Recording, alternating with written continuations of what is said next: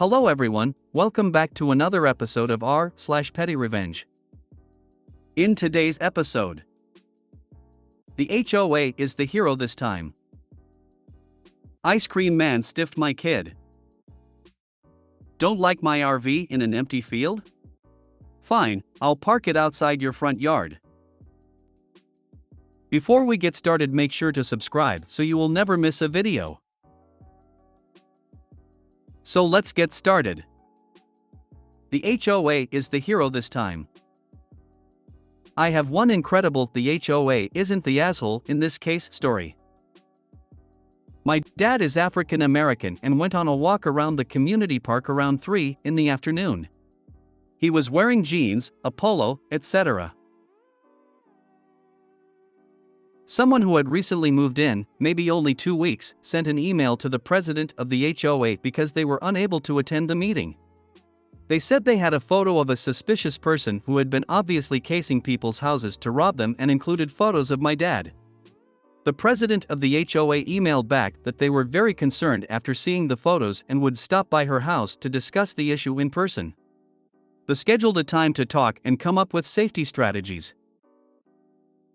My dad is the president of the HOA. He said the look on her face when she opened the door was priceless.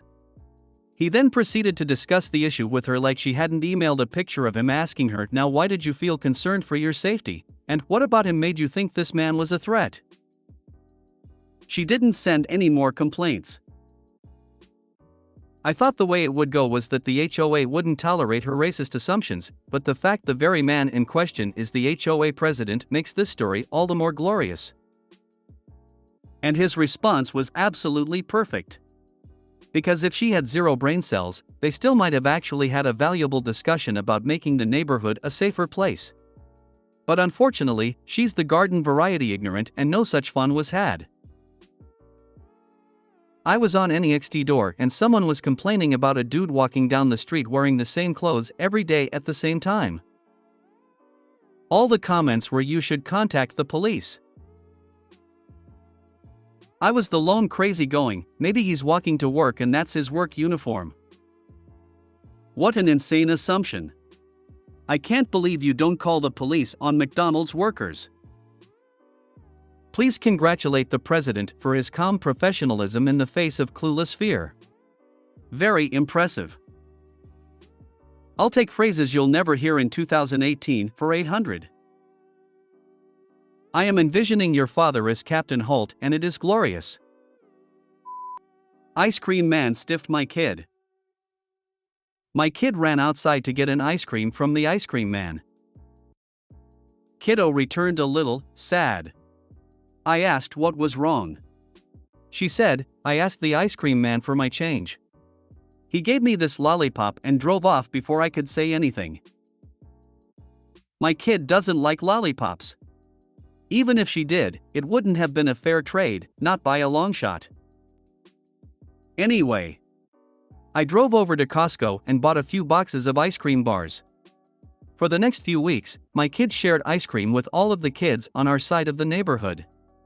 My kid made some new friends, and no one on our side of the neighborhood bought from the ice cream man during that time. Unintended side effect: when we ran out, other parents started chipping in and provided snacks for the kids who played outside. A lollipop for change? Yeah, no, I would be hot. How do lollipops and ice cream go together? At times the shopkeeper genuinely runs out of change.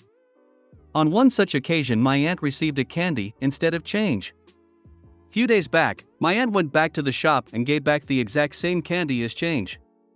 According to my aunt, the shopkeeper was fuming mad but couldn't actually say anything because she said, "If you don't want to accept it, then I'll take it back, but I don't have any change with me, so I won't be paying." He reluctantly accepted and always keeps a hidden collection of changes with him, alongside a placard that says, "Bring change or maintain a register with me."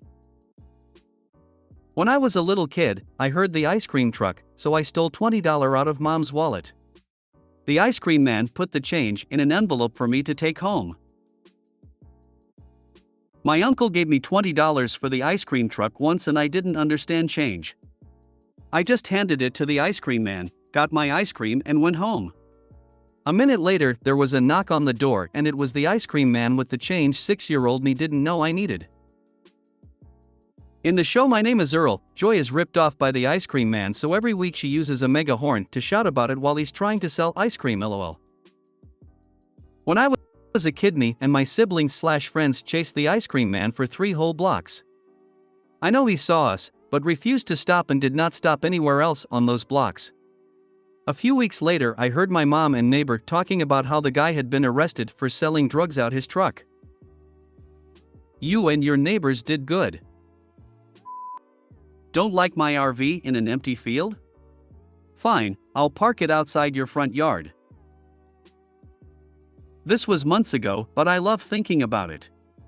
At the time I was doing the RV life thing, and my parents bought a house with an acre flower field next to it. The plan was for me to live on the acre for the winters when I visited.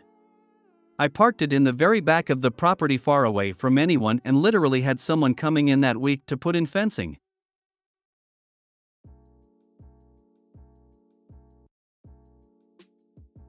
Cue Karen, the neighbor across from us. She complained that it was an eyesore and called the city to complain, and unfortunately, I was not allowed to be living in an RV legally on that empty plot. For some reason, however, I could if it was parked on developed land, some weird bureaucratic city nonsense where the field was not allowed to be developed, and the only legal/practical place was directly in front of her yard in our driveway.